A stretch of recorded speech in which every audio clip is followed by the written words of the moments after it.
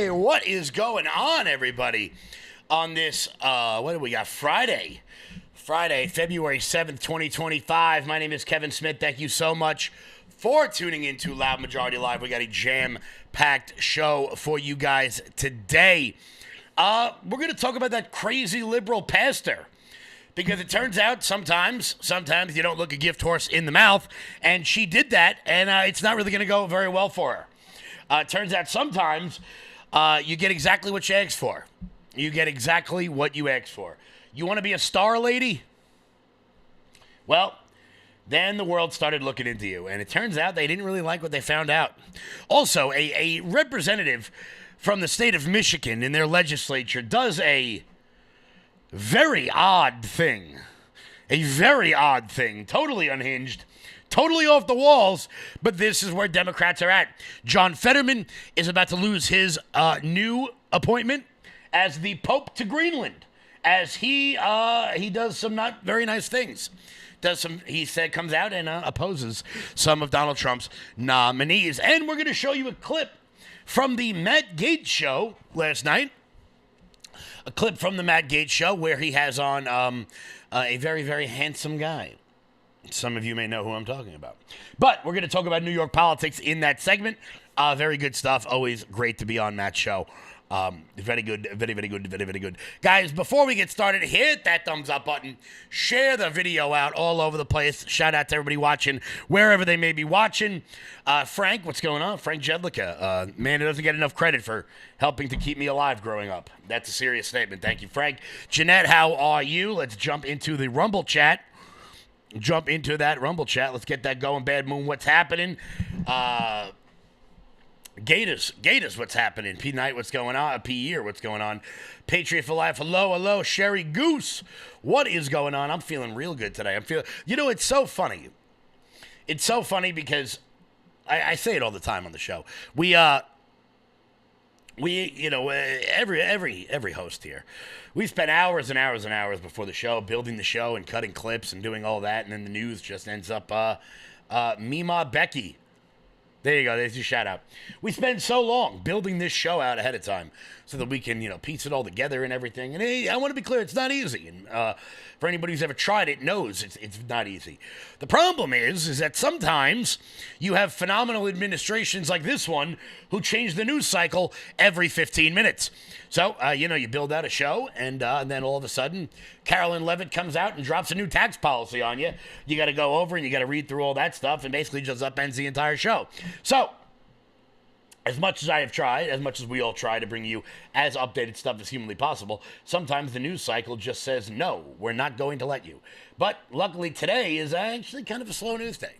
Today's actually kind of a slow news day. I guess Donald Trump decided he was going to take a little break from breaking the people at NPR, physically breaking them. Democrats have lost their ever-loving mind. And look, am I mad about it? Not really. Not really.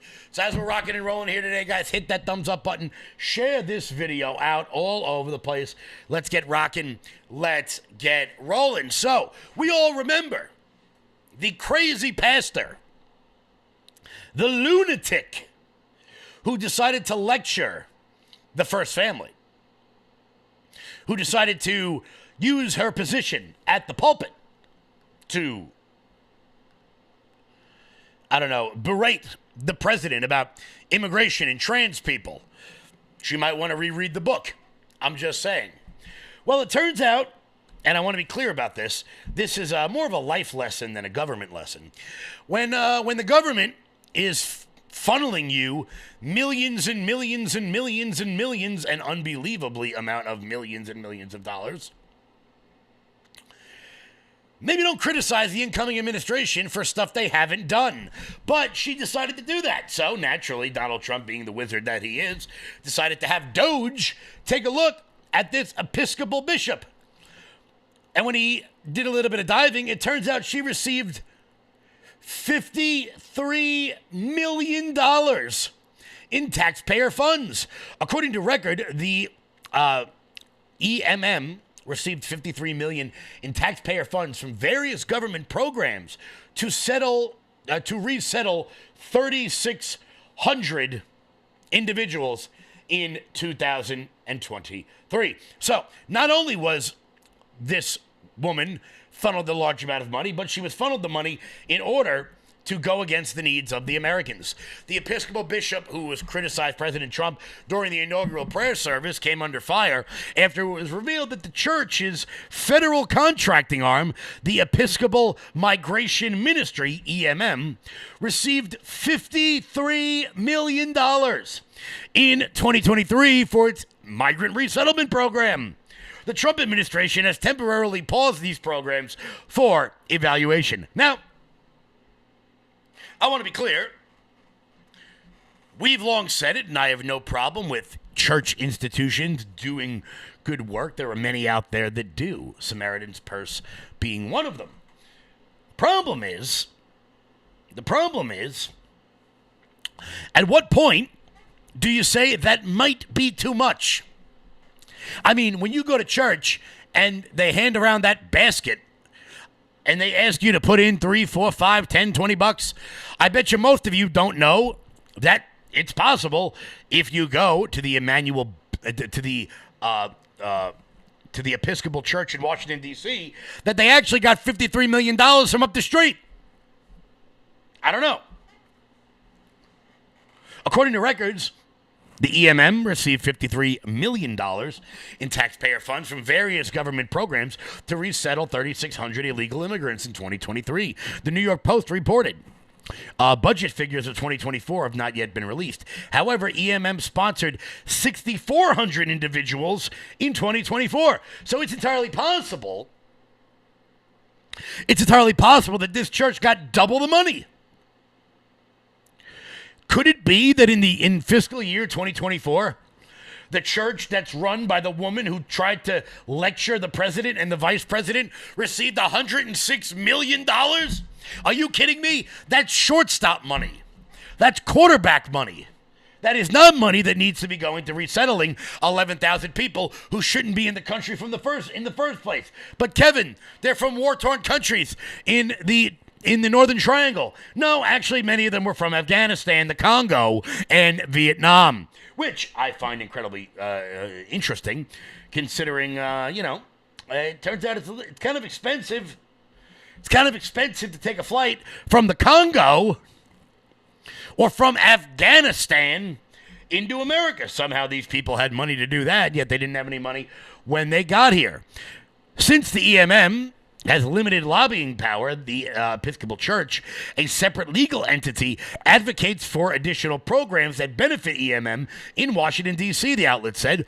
A 2012 Government Accountability Office report states that, quote, funding is based on the number of refugees they serve. So affiliates have an incentive to maintain or increase the number of refugees they resettle each year rather than allowing the number to decrease. Yeah, like I said, in 2023, they got $53 million.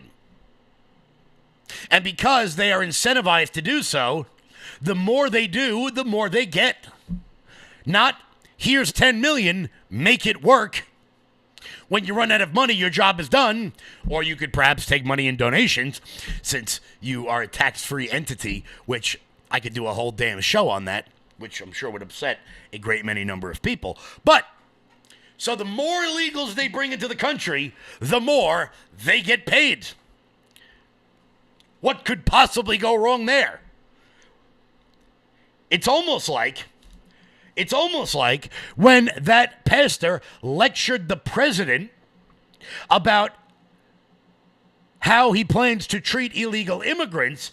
It's almost like she was thinking a little bit more with her wallet than with her heart. But then again, I could have told you that. See, the best part about this Doge resettlement thing, about this Doge, reallocation of resources and breaking it all down, is that inherently, it's kind of something we all knew. I mean, deep down, you knew it was happening. Maybe we didn't have the dots to connect, but how? Do these Catholic charities and these NGOs really think that the American people are sitting back there going, well, you know, I bet you they're able to do all these things because when they pass the plate around every Sunday, some people throw in $5. I can promise you, as somebody who owns a business, that is not how you stay afloat. That is not how you stay afloat, which is why I humbly asked, did you guys buy this t-shirt so that we can keep the lights on in this place? See, I don't get that sort of funding. If I was able to procure $53 million over the course of a fiscal year, I'm sure there's a whole lot of stuff I could do. A whole lot of stuff I could do. And I want to be clear. Do I blame this church for doing it? No. I don't. I absolutely don't blame the church for doing it. Because all this church did was see a dump truck full of money in front of the rectory, and they just didn't say stop. I don't blame them for that. I blame the government and the bloated bureaucracy for opening the opportunity for this sort of waste and abuse, which is what we have seen throughout the totality of these cuts. We're now getting word that from the 14,000 employees that worked at USAID, Elon Musk plans on keeping 294 of them. That's like a 96% cut. Now, look, I don't know about you guys, but I've got a feeling. I got a feeling. Ooh. I got a feeling that real estate prices in Northern Virginia are about to plummet. So if anyone is looking to relocate, I would suggest Alexandria or Loudoun County or Arlington. Because it turns out the only thing that has been keeping the economy of Washington, D.C. and Northern Virginia and Southern Maryland flowing are your tax dollars. Just pumping the gravy train all day long. For years. For decades. It hasn't stopped. And now, suddenly, clutch my pearls. People are losing their minds. You know why? Because the nonprofit catering hall that holds fundraisers for Democratic candidates in Washington, D.C. to invite their lobbyists to give money to them will soon close because it's not being subsidized by the federal government to begin with. As I say, my favorite line on this show, like George Carlin once said, it's one big club and you ain't in it. And for the first time, we're in it. We're in it. And that's why Democrats continue to fearmonger about things that do not matter. We're going to get to that in 1 second. Before we do that, hit the thumbs up button, share the video out all over the place. We are rocking. We are rolling here. We got big number, big number, big number, big number. I'm liking it. We've been over 300 every single day. We've been over 300 rumbles every single day. Guys, you guys are really helping this show grow, and I can't tell you how much I appreciate it. The numbers across all the platforms are huge. Michael Krupe, what's going on? AC Knight. Amy Mullins, what is happening from Piqua, Ohio? Piqua, Ohio. I bet Ohio. OHIO. I'm sure they're very, very excited to know that Ohio will be naming another president in a couple of years. Very good stuff. Very good stuff. The slush fund is ending. And people are losing their minds over it. And that's why you hear Democrats going apoplectic about things that, let's be honest here, are not going to change your life in any way, shape, or form. What do I mean by that? You've been hearing Democrats talk a lot about how Elon Musk is going to have access to your data. He's going to have access to your social security number. And many people who were born prior to 1990 are like, Elon Musk is going to have my social security number. That's not good. And all the rational people who have lived in the internet age, I'm sitting back here going, okay, have it. Elon, you want my social security number? Take it. What's he going to do? open up a Best Buy card in my name and run up the credit buying TVs and PlayStations? The guy's worth $486 billion. You really think he needs your $20,000 line of credit on an American Express bill? He's going to take his girlfriend at Victoria's Secret and open up a credit card in her name and buy all kinds of lingerie? I think he can just get it himself. I mean, let's be honest. We hear about data breaches and cyber hacks every single day. And, I mean, not much has changed. Not much has changed. I don't know what that... can you believe the government is going to have access to your Social Security number? Guys, they're the ones who gave you the Social Security number. You think they didn't have access to it before? You walk around with a spy device in your pocket. You think your Social Security number is somehow hidden? Oh no. The walls will come crumbling down. But Democrats have to scare people. Elon Musk is going to have access to your data. Are you on social media? Are you on the app that you're currently watching this show on? Because if you are, someone has access to all of your data. And your life has not changed one iota. Not even a little bit. Because it turns out, I don't really even know what the hell that means. Elon's going to have my data. Ho ho, Lord, whatever will we do? Whatever will we do?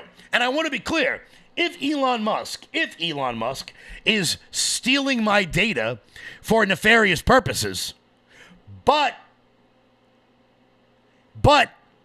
he uses his role at Doge to say, stop us from funding regime change wars all over the Middle East so that everyone my age can get sent over to Afghanistan and die for 20 years for nothing, then I think he can take it. Take it. You want it, Elon? Have it, babe, okay? You and all 25 of your 17-year-old computer dorks have my data, bro. Like, look, am I on a line here? Every day we got to hear about some Chinese security hack, and we all just sit back and like, oh, okay. Such is life.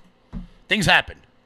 If you don't want them to take your data, go build a hut in Montana like Ted Kaczynski. Like, I don't know what the hell you want to do. You live in the internet age. These things happen. If you've been on the internet ever, they have your data. And sure, is it kind of creepy if you bring up Domino's in a conversation with your friend, 15 minutes later, you get Domino's ads on your Facebook? Is that kind of weird? Yeah, but like, okay. There's been a data breach. They've breached my data. Oh. Okay. All right. What's for dinner? Like, I don't know. That's just not something. It's just not something I'm incredibly worried about. Guys, what do you think? Are you guys worried that Elon Musk is going to somehow, I don't know, have access to, I don't even know what? It's just not something I'm really concerned about. If Elon looks at my data, he'll have a big laugh. Yeah, that's the general consensus I'm getting from everyone, is that if Elon Musk really wants to look up my credit score, he's going to have one hell of a laugh. By the way, it's 780, just saying. He's going to have one hell of a laugh. I don't know. It just doesn't seem like something I'm, like, if I made a list of all the things that, like, keep me up at night that the United States government is doing, having some autistic billionaire have my Social Security number just isn't on that list. You know, I would find it far more pertinent and far more pressing if Elon were to take my Social Security number and then remove all American troops from Yemen. I think that would be a far better use of what we're doing here. And that's why President Trump has doubled down on these cuts. We're going to see them across the federal government, and I can't wait. するコメントは何かありますか？ Is Time Magazine still in business? I didn't even know that. Elon is doing a great job. He's finding tremendous fraud and corruption and waste. You see it with the USAID, but you're going to see it even more so with other agencies and other parts of government. He's got a staff that's fantastic. He's wanted to be able to do this for a long time, and everybody else knew it was existent, but I think never so much when you look at USAID. That's a fraud. The whole thing is a fraud. Very little being put to good use.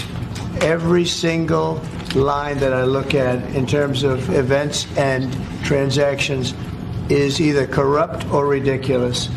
And we're going to be doing that throughout government. And I think we're going to be very close to balancing budgets for the first time in many years. I think we're going to be very close to, in addition to monies coming in from tariffs, et cetera, et cetera. But he's doing a very good job. I'm very happy with it. Will you put Elon Musk up on the podium for us to ask him some questions, Mr. President, at any point? Will you put Elon Musk up on the...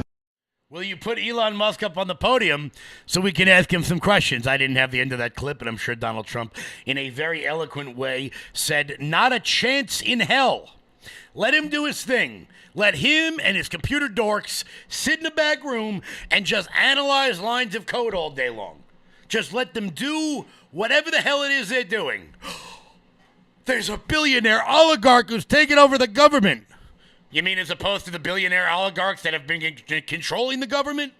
The only difference is our billionaire oligarch is awesome. The only difference is our billionaire oligarch is absolutely awesome. Amy Mullins, go get him, Elon. Go ahead.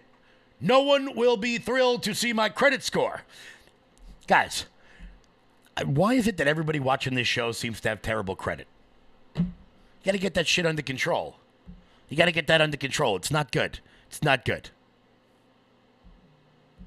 Go talk to a banker or something. These are things that have to happen. Marissa, what's up? Thank you for reposting it on X, as always. One of my favorite people in the world. What's up, Marissa? So all these cuts are coming as Donald Trump is proposing tax cuts like you've never seen before. It's going to be fantastic.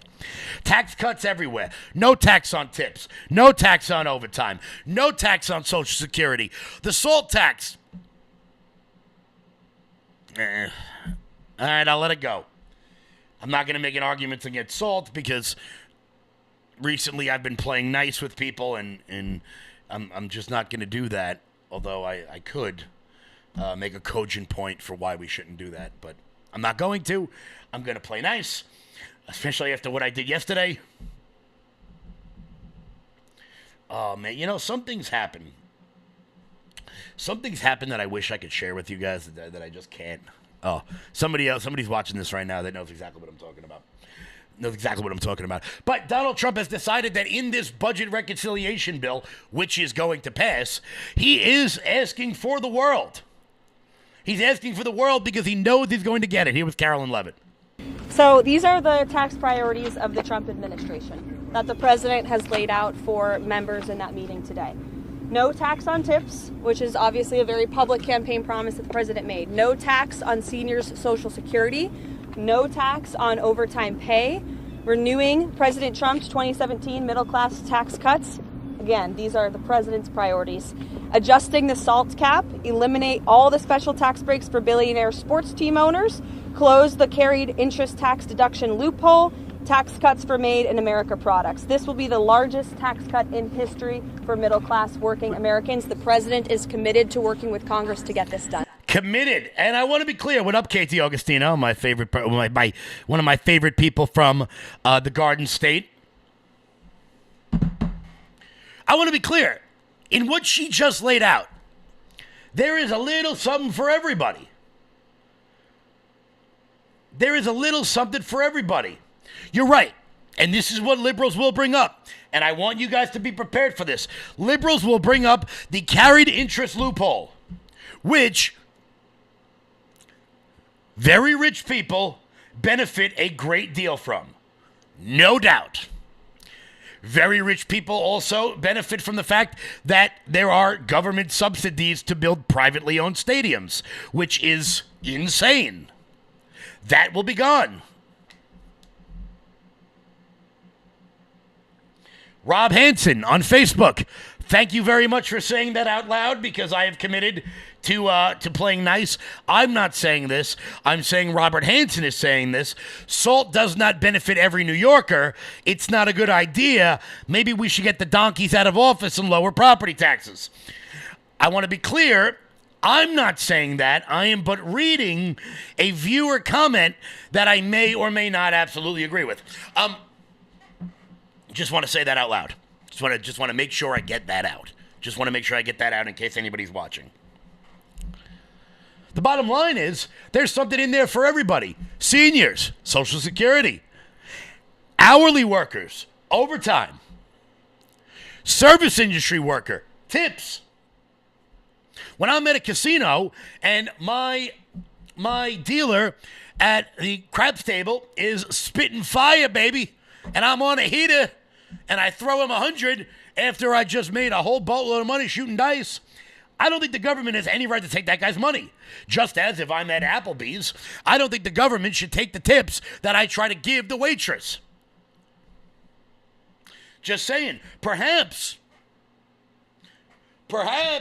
just saying, we could offset the employees who are illegal immigrants in these restaurants by incentivizing our young people to go become barbacks and waiters, waitresses, and busboys by no longer taxing their tips. This is a wild notion, an insane theory. Who am I to make such a claim? I'll tell you who I am. I'm poor, and I've worked all of these jobs. Katie Augustino is right. Same with her hairdresser, which, for those of you who don't know, is the number one most populated job amongst women in New Jersey. They're all hairdressers. They just pay each other to do each other's hair. That's a fact. It's one of those things. You know, I say on this show, I can't prove it, but you know it. Let's be honest. Everyone in New Jersey is named Gianna Marie. Everyone's named Gianna Marie. But these tax cuts are going to help everybody.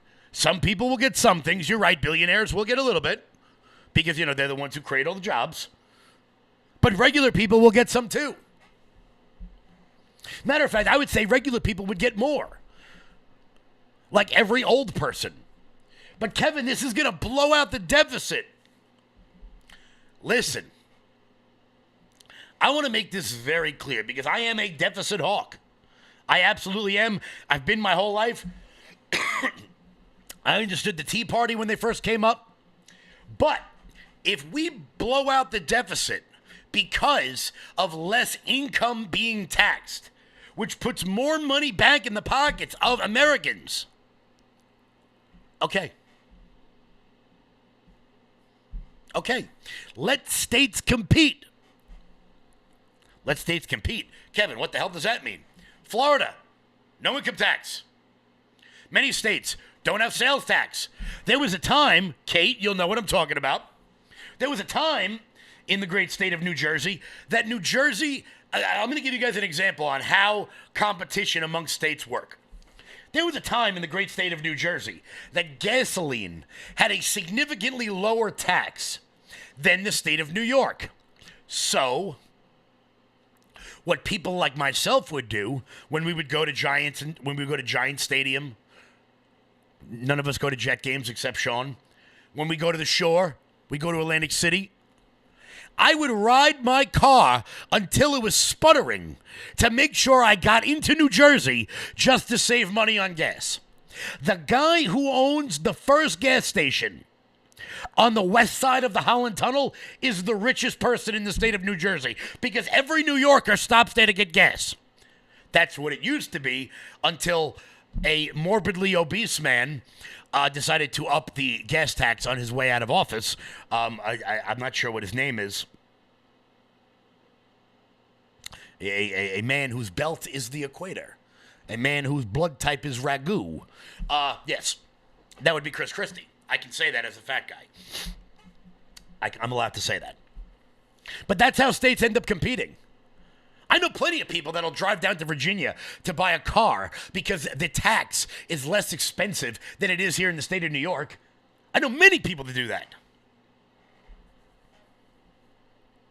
That's why I've long been an advocate for either one, a value-added tax, which is a sales tax on everything you buy. That way, if you buy milk, you pay, we'll use a round number, 10% in tax. Or if you buy a mega yacht or a plane, you pay 10% on that tax and eliminate all income tax in its totality. Because the concept of income tax is a way for the rich to obfuscate paying taxes. Why? Because Warren Buffett, Elon Musk, Jeff Bezos, the mega billionaires, even the millionaires, do not take an income from their company. They don't take an income. What they do is either stock buybacks from the companies in which they own, or they collect dividends on their stock portfolio, which is taxed at capital gains, which is half of what income is taxed at. If you've got that kind of money, you're not taking a salary. It wouldn't shock me if Elon Musk's yearly salary from Tesla was $52, $1 a week. And then he lives off his dividends. He lives off his buybacks. Income tax has been a way for the rich to not pay taxes for decades. Decades. Poor people pay it. As a matter of fact, not only do poor people pay it, but they don't have an option in not paying it because it comes directly out of your paycheck. The government gets paid first. You work 40 hours a week. The government gets paid first. That way they can send $53 million to an obnoxious lesbian pastor who wants to lecture us about trans issues, which I don't know if you've read the book recently. It doesn't really work. Doesn't really work. But guys, I can go on all day about this. I like the fact that the status quo is being shaken up. And I want to be clear, we're not all going to like everything that's happening. There's going to be stuff I don't agree with. I said it on yesterday's show. I don't want America rebuilding Gaza. I don't. And I don't think we're going to. So when the president says that, I think that I'm not worried because I don't think that's going to be a thing. I just don't. It's not something I'm worried about. I could go on all day about this because liberals, the left, the resistance, the 87-year-old geriatrics who can only protest for 15 minutes because they can't hold their bowels, they're very upset about that things are being shaken up. But they're not upset about it because they like the poor. They're upset about it because they like themselves more. When you hear radical leftists talk, I want you to think about it in this context. Are the things they say, are the things that they're saying because they care about the poor, or is it that they just hate the rich? Because Elon Musk having $500 billion doesn't change my life any. Doesn't change my life any. However, if I'm living in an apartment building in the Bronx and I'm paying $3,000 a month for an apartment, but the lady across the way who's single with 6 kids is getting government subsidized housing, that does affect me. That does affect me. It creates animosity. And it creates hatred and vitriol, not only for the system, but for the person taking advantage of the benefits in the first place. And that's not good for anybody. I would love to see if Donald Trump could do anything to tackle things like intergenerational poverty, intergenerational welfare recipients. For anybody who's never seen the movie, I would urge everyone see it. It's a phenomenal movie. It's called Precious. I think it won Best Picture a couple of years ago. Monique is in it. I know she won for Best Supporting Actress. Phenomenal performance. But one of the scenes in that movie She's urging her pregnant daughter to go down to the welfare office while her daughter is trying to go to school to better her life. And in the movie, she repeatedly talks about, why are you going to school? You're trying to be better than everybody. Just bring your ass down to the welfare and get your check. That is a real world problem.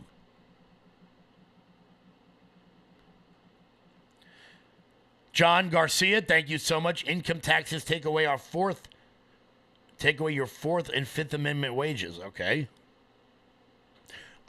Okay. I like that. The average American is voluntarily complying to pay these things that go against their moral convictions. You're right. You're right. You're right.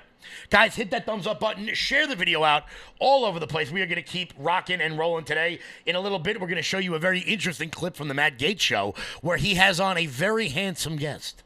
A very handsome guest. I'm sure some of you, if you know me, you can guess who that is. But we're going to be talking about gun control in my beloved state of New York. Before we get to that, Mike Lindell. I'm excited to announce that we're having our first ever mega sale on overstock clearance and brand new products. For example, save over 50% on this season's flannel sheets. Queen size only $59.98. Kings only $69.98. They sell out fast every year, so order now. Save 20% on our brand new My Crosses. They're designed in the likeness of the one I've worn every day for over 20 years. They come in men's and women's, and they're made right here in the USA. Get our 2025 six-piece My Towel sets for only $29.98. Our initial quantities are extremely low, so get them now before they go. And our best-selling standard My Pillows, just $14.98. So go to MyPillow.com or call the number on your screen. Use this promo code to take advantage of our first ever mega sale. But wait, remember that $75 free shipping rule? Well, that ship is sailed because right now, every order ships absolutely free. Guys, head on over to MyPillow.com, promo code LOUD. That's MyPillow.com, promo code LOUD, for up to 80% off everything on the website. That's MyPillow.com, promo code LOUD. Check out their mega sale, guys. Mike Lindell, longtime supporter of the show. Guys, go support him. So we're going to be talking about gun control in the state of New York in a minute. But before we do, I want you to see this segment from the Matt Gaetz Show. Check it out. We head to New York, the Empire State, to check in on Nassau County's finest liberals throwing a fit over Republican Bruce Blakeman's plan to arm citizen volunteers. Now, in Florida, we don't have to use the government to arm volunteers because they're already armed. Apparently, for some New Yorkers, the idea of deputizing trained civilians to help protect streets from riots and crime is just too much to handle. Sorry, snowflakes. It's like watching a bunch of toddlers cry because they can't handle the concept of personal responsibility. Citizens protecting their own communities. Just too authoritarian for some who would turn over their jurisdictions as sanctuaries to illegal aliens. Democrats in the country have gone so far as to sue Blakeman, claiming this is some type of illegal militia. By that standard, the entire Sunshine State would be an illegal militia. So let's get this straight. You're okay with defunding the police, but training citizens to help in emergencies, that's where you draw the line. So while they're busy in court trying to dismantle a program that could keep people safe, many believe they should step back and think what's actually in the interests of Nassau County. But what do I know?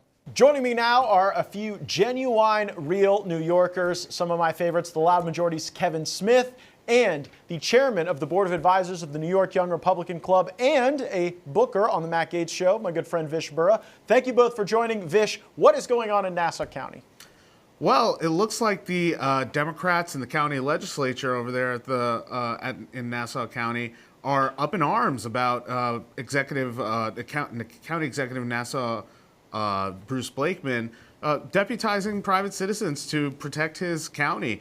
Actually, they're suing him in court now, and I think that the Democrats would have had a better case if they had just went to the court and said, listen, USAID has stopped funding BLM due to Donald Trump's recent executive order, so you don't have to worry about your neighborhoods burning down.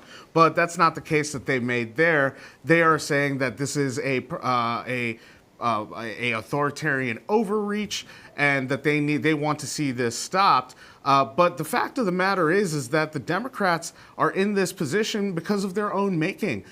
They are the ones who have advocated for unchecked immigration, especially with sanctuary city policies in New York City.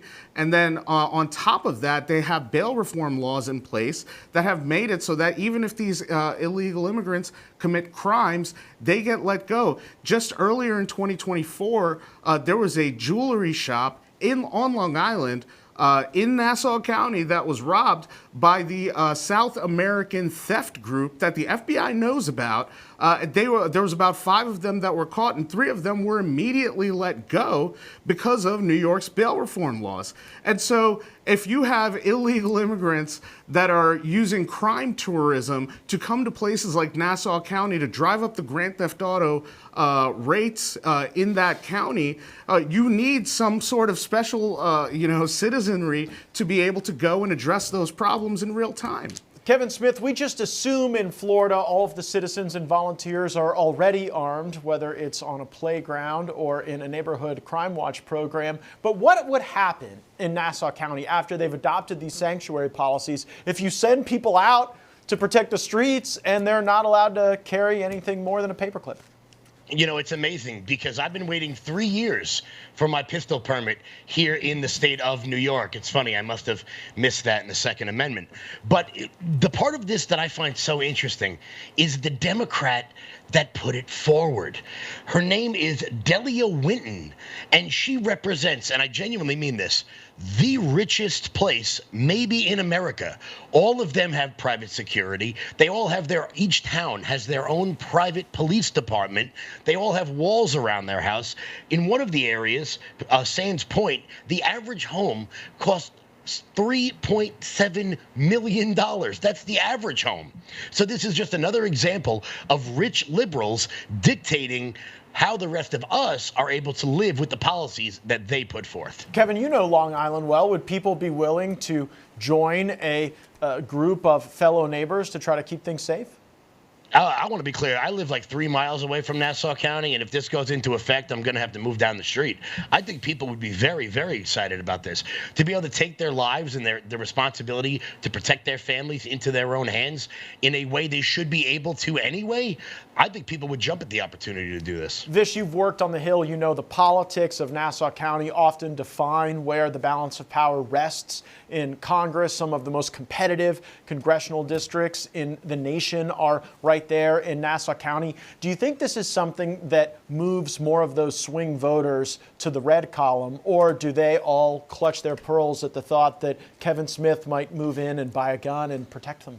No, I think that it definitely moves the needle and that some of these voters would end up in the red column. Again, this is a problem that has been going on for a long time before Bruce Blakeman had even introduced this policy. Back in 2023, when I was working in the New York 3 office for the beloved George Santos, I remember that at the time he was trying to address these Chilean gangs that were coming through these neighborhoods in Nassau County and stealing cars right out of driveways, breaking into people's homes. And this South American theft group, it doesn't just end in Nassau County. In fact, we know that the owner of this very station at OAN had encountered this same gang in his home in California. And so the fact of the matter is that these people in Nassau County want their safety. They don't move to Nassau County because they want to live with the rest of New York City and those urban policies. They want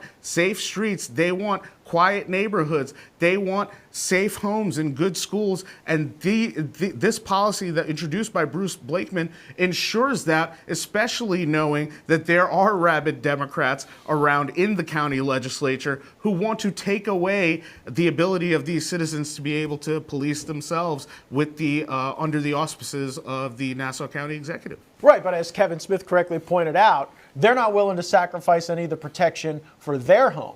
They get their concierge protection, and then they want to erode the safety of the populace. And I wonder what the interplay is here, Kevin, with the defund the police movement. New York really was ground zero for that movement. You had a lot of the Democrat politicians from New York being the loudest advocates for it. Is that still a thing happening in these jurisdictions across the Empire State? Honestly, we haven't seen it nearly as much as prior. And I have a feeling now that USAID has been defunded, we're going to see an awful lot less of it. But it's so interesting because the people who advocated for defund the police never advocate for defunding their police. These villages, these harbors have their own 15-person police department. No crime ever happens there, but they dictate the policies for poor people living on the other side of the county and how they have to live. And I think that is the typical move of the limousine liberal. Yeah, defunding the police, taking people's guns away, and then importing MS-13 to live next door wouldn't seem like a strategy to be able to maintain any sort of political power. Kevin Smith and Vish Burra, two of the very best New Yorkers. Thanks so much for joining. So why do I show you that whole clip? First off, shout out to Vish Burra, one of my best friends, and Matt Gaetz. Must I comment on Matt, or is his awesomeness apparent to us all? But why do I bring this up? Do I bring this up because I want Bruce Blakeman to run for governor? Maybe. Probably. Let's be honest. That's like 80% of it. So for my New Yorkers out there, let's get behind that movement. I could use some help here. I know he's watching. But I bring it up because this is the typical liberal mantra. You can't own a gun because the Second Amendment says you need a well-regulated militia. So Bruce Blakeman says, all right, I'll start a militia. And then Democrats say, you can't start a militia. These people have no principles whatsoever. They make this up as they go along. Do you need any more evidence of this? Let's take that clip and let's compare it to what we talked about in the beginning of the show. The U.S. government funded churches to resettle refugees to the tune of $50, $60, $70, $100 million.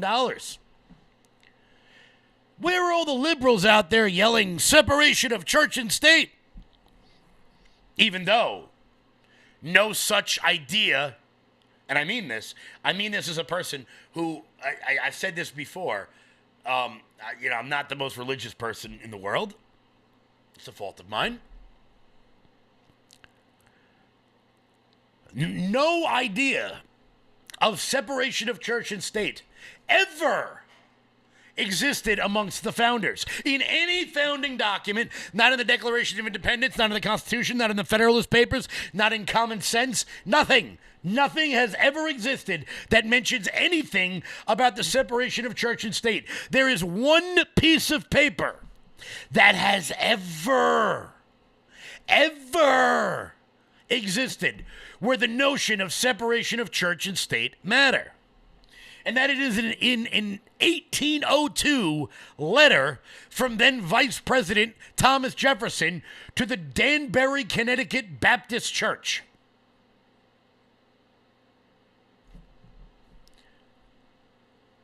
Why do I bring this up?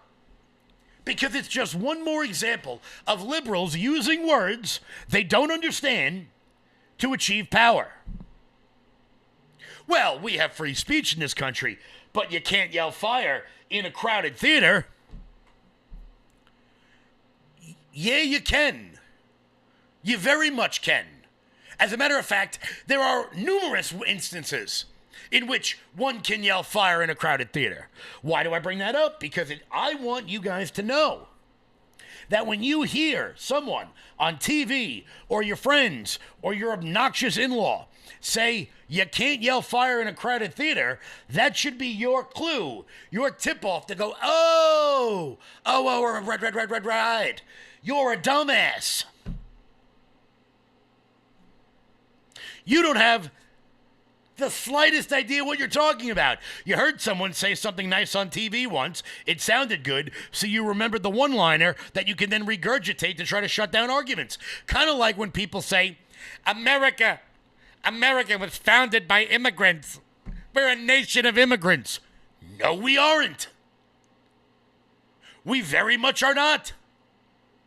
I know your 7th grade social studies textbook talked about the idea of a melting pot, But just because somebody wrote it on something, just because Emma Lazarus wrote on the side of the Statue of Liberty, give me, you're tired, you're hungry, you're poor, your huddled masses yearning to breathe free. Just because it says that on the Statue of Liberty, just because some French chick decided to inscribe that in a piece of copper, doesn't mean we have to let in the totality of the world's poor. And this is the problem with one-liner idiots. One-liner idiots have no substance to anything they say. They have not thought out their ideas. This sounds good, so I'll say it. It's a tried and true tactic of the DC class.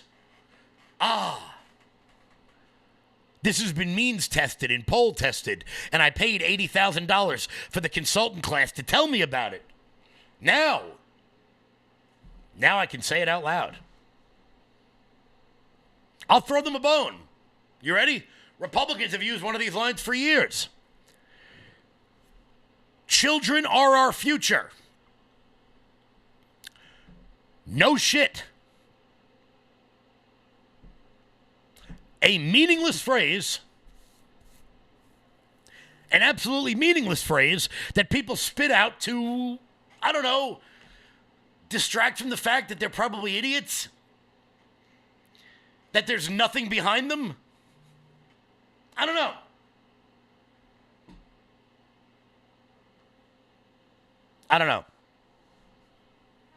Something to think about.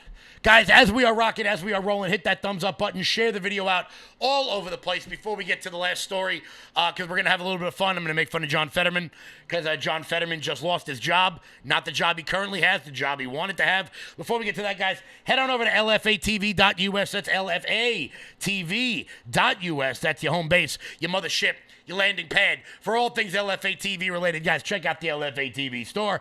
And while you guys are there, consider becoming a monthly donor over to LFA TV. That's the best way to support this network. We really do appreciate all of your donations and your Rumble rants. As always, I know you guys do a lot of those big Rumble rant trains on Jeremy's show, and I can't tell you how much we appreciate that. We can't do this without your help, because we do not get USAID funding like Politico and the New York Times. So we do this because of you. We do this for you. We do it from you. So I really do appreciate all your Rumble rants, all your donations. Giddy up. Let's go. So John Fetterman, who sometimes does a good thing, like voting for Pam Bondi, like letting Democrats know that if you run into a Starbucks with a bullhorn and you start yelling at people, you're not being virtuous, you're just being an asshole, which is one of the funniest things I've ever heard a politician say. But John Fetterman has said, he's come out and he said that he is a no on Tulsi Gabbard and Kash Patel. Now, why does this matter? Well, because I have a feeling, and I'm going to do this a lot, that John Fetterman will be wishy-washy on many issues as he continues to try to hold up his progressive bona fides, remaining in the Democratic Party for as long as humanly possible until he gets excised. That's why he voted for Pam Bondi, and that's why he's going to vote against Kash Patel and Tulsi Gabbard. Now, when Stretch, thank you so much. Stretch ordered shirts from me and posted on Sean's show about the World Cup. Yeah, did anybody go on Sean's show today and mention the World Cup? I didn't get a chance to check. But I'm sure it really upset him. The only thing Sean hates more than feet is soccer. And I made sure I brought it up to him at every possibility whatsoever. So, he loves that. I do appreciate that, guys. Did he notice? Chat, did he notice that you guys brought it up?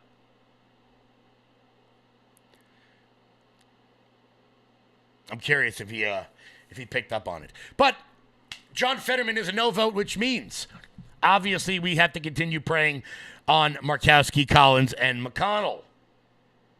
Which, that doesn't make me feel good that we've got to wait for them. But I want to be clear.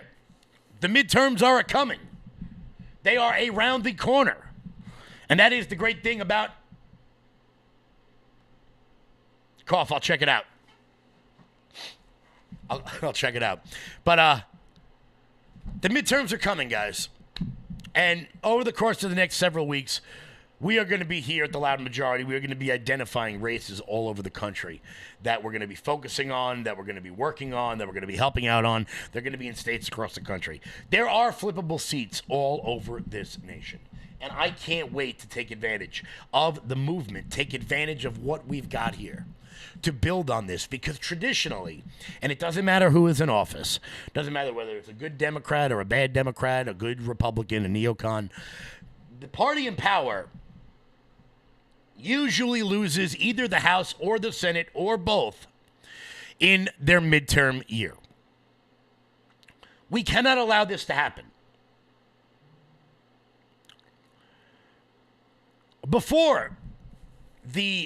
I'll give you guys a little history lesson that I'm sure a lot of people don't know about it. Before the contract with America, Newt Gingrich in 94 I think it was, the Republicans had not controlled the House of Representatives in almost 40 years. Until Newt Gingrich came out and created the contract with America. Now I've got a lot of problems with Newt for his current takes on things, but he was good at this. He was a skilled politician. And right now, Donald Trump, he may not have a formal contract with America, but he is doing what he said he was going to do. He is cutting spending. He is cutting taxes for everybody.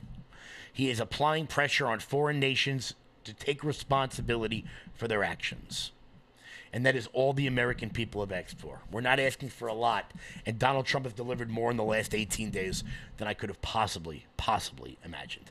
Guys, it's Friday. I want to thank everybody so much for tuning in. As always, once again, guys, head on over to loudmajorityusa.com. Check out the Kiss Me I'm MAGA or Kiss Me I Voted for Trump shirt for St. Patrick's Day. You guys can get 20% off with promo code MAGA.